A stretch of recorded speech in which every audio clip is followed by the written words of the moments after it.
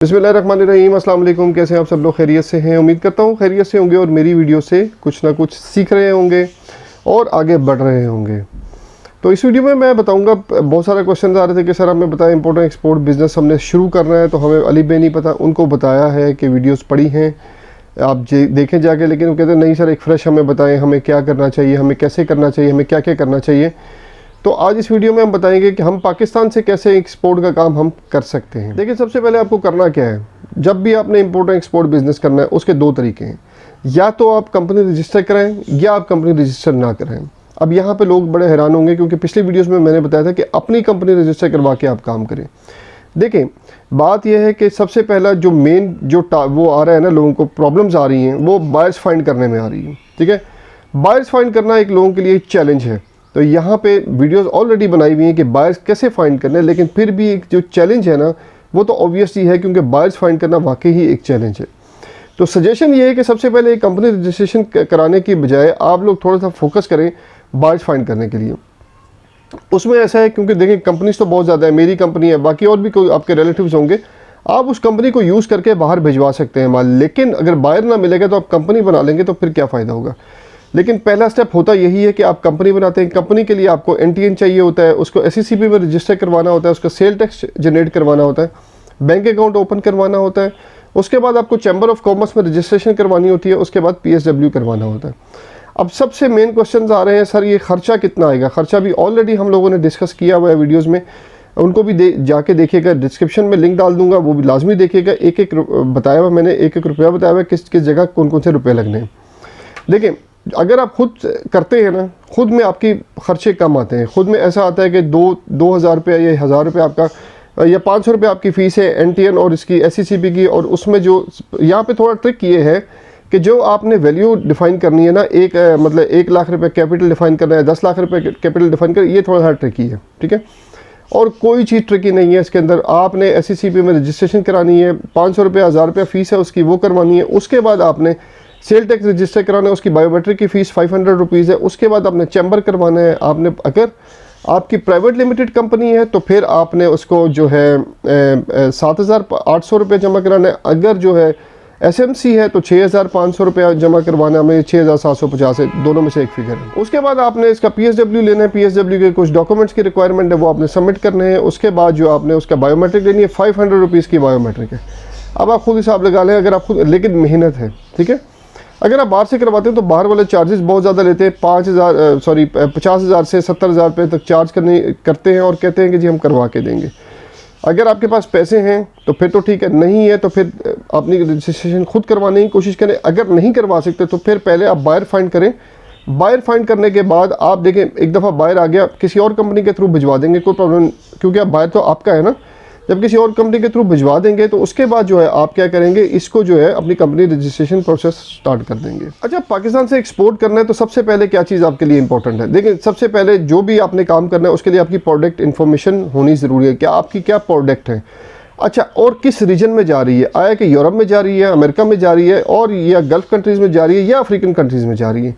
तो आपको ये पता होना चाहिए आपकी प्रोडक्ट की डिमांड कहाँ पे है और किस जगह पे जाके आपको प्रॉफिट दे सकती है। जिस भी कंट्री में आपने एक्सपोर्ट करना है, कोई भी कंट्री हो, अफ्रीका की हो, कोई यूरोप की हो, कोई भी हो, वहाँ आपने देखना है आपकी प्रोडक्ट की डिमांड क्या और वहाँ पे कितनी उस प्रोडक्ट की इम्पोर्ट हो रही है। वहाँ पे देखना है कितनी उस प्रोडक्ट की इम्पोर्ट हो रही है ऑल ओवर द वर्ल्ड। देखिए, हर चीज़ के जो है ना, गूगल करें तो आजकल गूगल पे सब कुछ पड़ा है। ठीक है, कोई परेशानी वाली बात नहीं है कि गूगल से क्या नहीं ढूंढ सकते आप। ठीक है, कुछ भी ढूंढना हो आपने तो गूगल जिंदाबाद। ठीक है, तो गूगल से चेक कर सकते हैं कि कितनी इंपोर्ट किस कंट्री में कौन सी प्रोडक्ट हो रही है।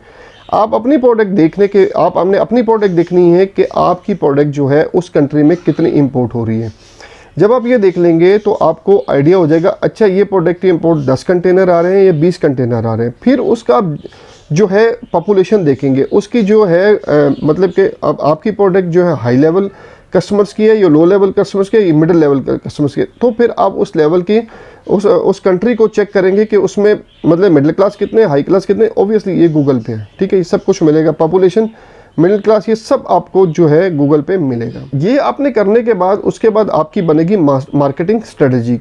आपने उस कंट्री के सारा कुछ चेक कर लिया, आपने पॉपुलेशन चेक कर ली, आपने अपनी प्रोडक्ट को देख लिया, कि हाई जेंट्री को हिट करना है, लो जेंट्री को या मिडिल जेंट्री को हिट करना है, वो आपने उसी हिसाब से अपनी मार्केटिंग स्ट्रेटजी, जो मेन पॉइंट जो है वो मार्केटिंग स्ट्रेटजी है जो आपने उस हिसाब से बनानी है। देखिए मैंने जैसे बताया ना आपको कि आपने मार्केटिंग स्ट्रेटजी बनाने के बाद उसको आपने, ये पॉपुलेशन का पता लग गया, हाई जेंट्री का पता लग गया, आपने अंडरस्टैंड करना है उस कंट्री की मार्केट को, ठीक है, उस कंट्री में कैसे प्ले करना है।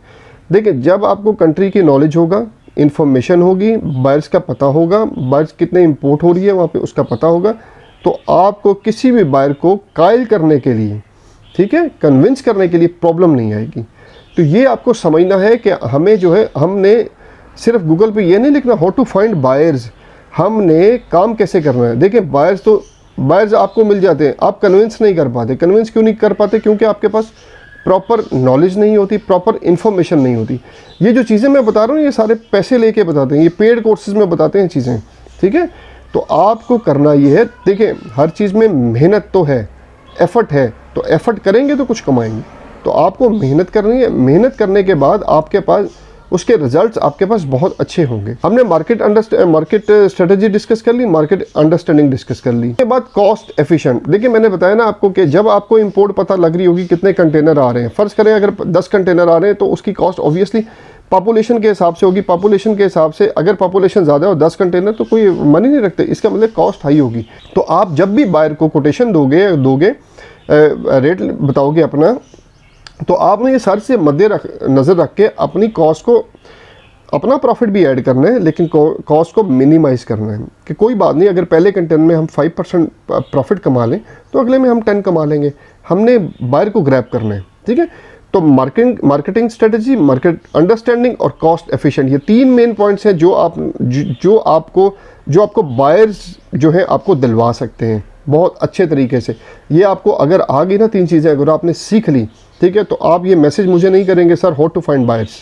देखिए हमारे यहाँ पे सबसे बड़ा मेन चैलेंज क्या है? एक्सपोर्ट तो देखिए हर बंदा करना चाहता है। अब मेरे ग्रुप में मैं जो ग्रुप बनाया हूँ माशाल्लाह काफ़ी लोग हैं, उसमें हर बंदा एक्सपोर्ट करना चाहता है। लेकिन यहाँ पे चैलेंज क्या है? हमारे पास इन्वेस्टमेंट नहीं है, लिमिटेड रिसोर्सेज है, कोई हेल्प नहीं है, कोई गाइडलाइन नहीं है, और ऐसा कोई वो इदारा नहीं जो आपको सपोर्ट कर सके। उसमें अदारे बने हुए हैं लेकिन आपको पता है उस पर कोई कमेंट में करना नहीं चाहता, लेकिन हम अदारे बने हुए, लिमिटेड रिसोर्सेज है इन शॉर्ट, ठीक है। तो हमने क्या करना है, हम जो है स्मॉल इन्वेस्टमेंट से भी, स्मॉल इन्वेस्टमेंट का ये मतलब नहीं कि ज़ीरो इन्वेस्टमेंट से, लेकिन हम स्मॉल इन्वेस्टमेंट, जिसके पास पैसे थोड़े हैं, क्या वो ये सोचते हैं कि शायद हम एक्सपोर्ट नहीं कर सकते, हम कहाँ कंटेनर का काम कर सकते हैं, हम कहाँ बायर के शिपमेंट, हम छोटी शिपमेंट से काम कर सकते हैं। 8 से 10 kg की शिपमेंट हम भेज सकते हैं। उसके लिए तो किसी चीज़ की रिक्वायरमेंट नहीं है, उसके लिए वो तो LCL कंटेनर में आपकी चली जाएगी, ठीक है।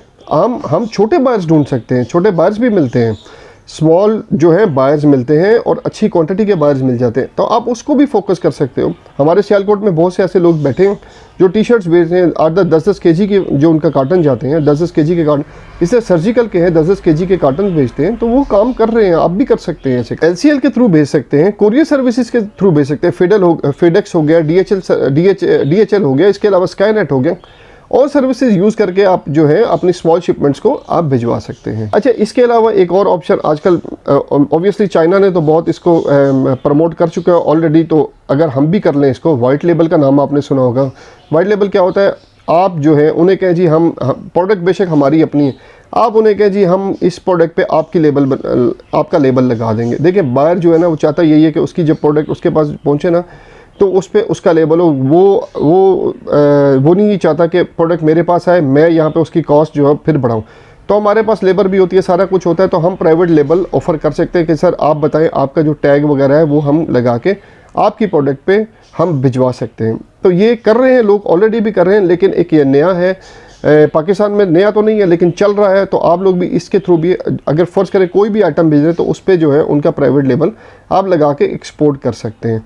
तो ये थी कुछ चंद बातें आज जो डिस्कस करनी थी कि हम बहुत ज़्यादा क्वेश्चन आते हैं कि हम एक्सपोर्ट कैसे कर सकते हैं, हमें आइडिया नहीं है। तो उम्मीद है कि इस वीडियो को देखने के बाद आपको आइडिया भी होगा और आप अच्छे तरीके से एक्सपोर्ट का बिज़नेस स्टार्ट करने की कोशिश कर सकते हैं।